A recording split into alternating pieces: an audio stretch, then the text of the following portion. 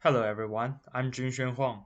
This project is about the methods for enhancing timeline summarization quality based on article clustering optimization. Timeline summarization is a specialized form of summarization that focuses on creating a conscious representation of events over a specific time period.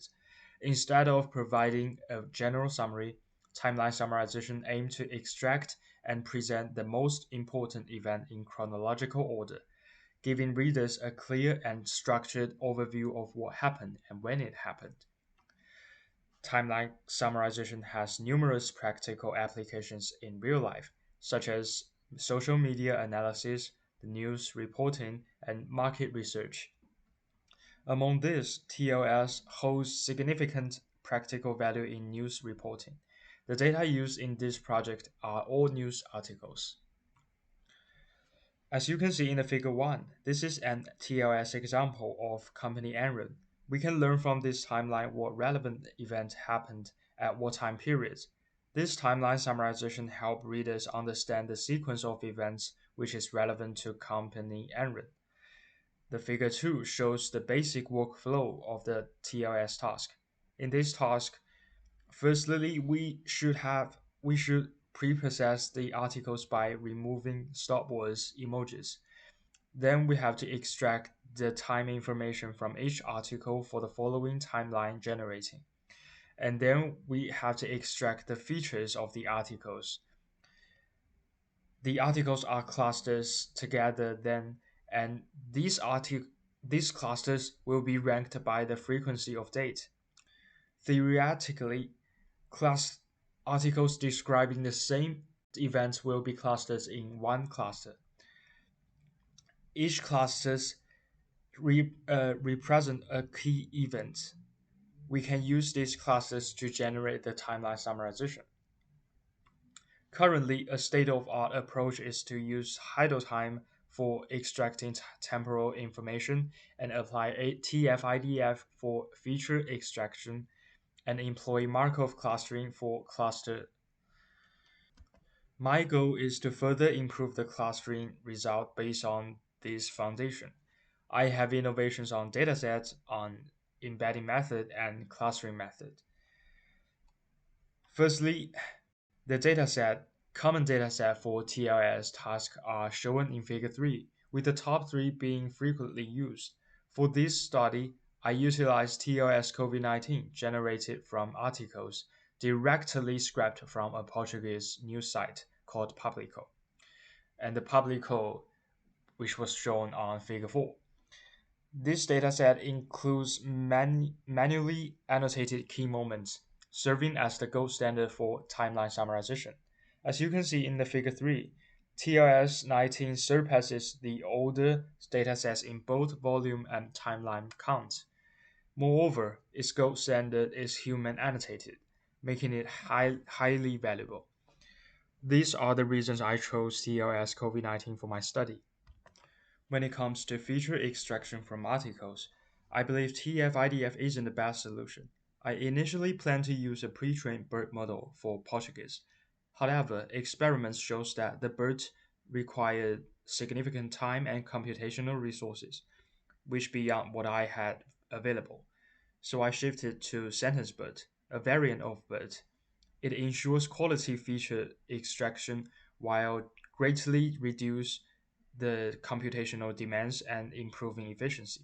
To validate sentence burst superiority over TF-IDF, I extract features from the same data using both methods and then cluster with Markov clustering, as seen in Figure 5 and Figure 6. When using Markov's clustering, the scores from SentenceBird consistently outperformed those from TF-IDF.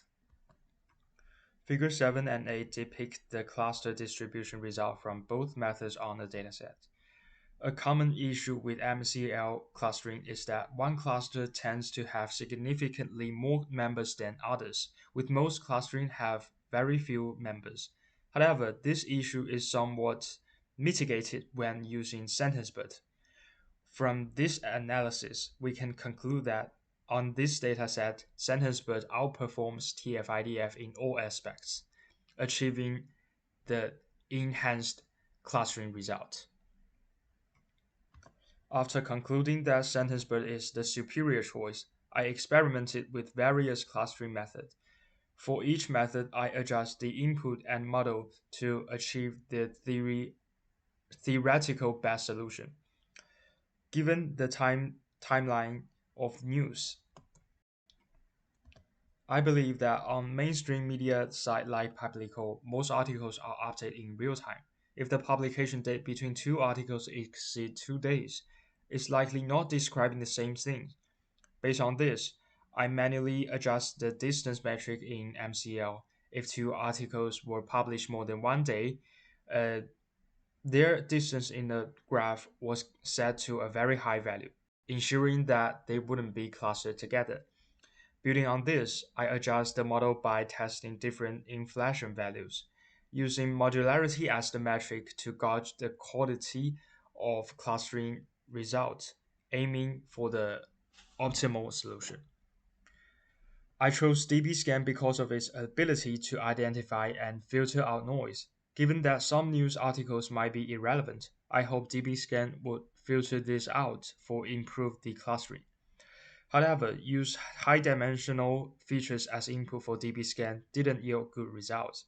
This might be due to minimum distance variations between points in high-dimensional space.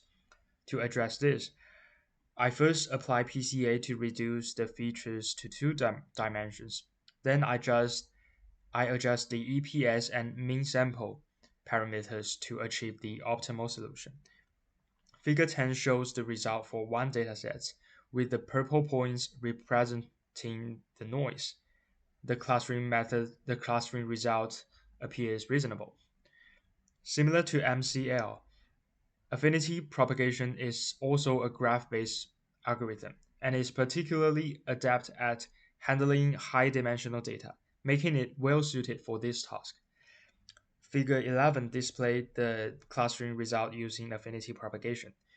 For visualization purpose, I have reduced the data dimensions. However, affinity propagation does not require dimensional reduced data as input.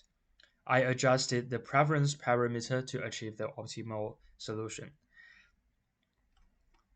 As we can see in Figure 12 and Figure 13, MCL boasts a superior F1 score compared to AP and dbScan. Upon examining the clustering result, I observed that MCL's strength lies in its ability to produce a number of clusters that closely matches the number of events in the gold standard. In contrast, AP and dbScan tend to generate far fewer clusters that actual events were when there are many events, which is the primary reason for their low scores.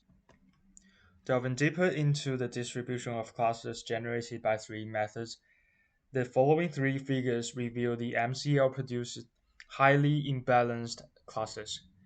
The largest clusters has significantly more members than the rest, with most other clusters have only a few members. In contrast, both dbScan and affinity propagation yields more balanced cluster distribution, with affinity propagation being particularly outstanding. Therefore, I introduced a new metric called self-precision, which reflects the propagation of the proportion of correctly formed clusters. In this metric, AP emerges as the clear winner. I also hypothesize that for news articles, topics with higher popularity will have a larger number of associated articles. In contrast, less popular topics might have fewer related articles. If this hypothesis is right, the distribution of MCL result will be reasonable. But this hypothesis would require deeper analysis of the dataset for confirmation. In conclusion, using sentence-BERT significantly improved the article clustering results. While AP and dbScan may lag behind MCL in terms of F1 score, their clustering distribution seem more balanced. I believe that there is more potential for further exploration in these methods. And that's all for my presentation. Thank you for listening.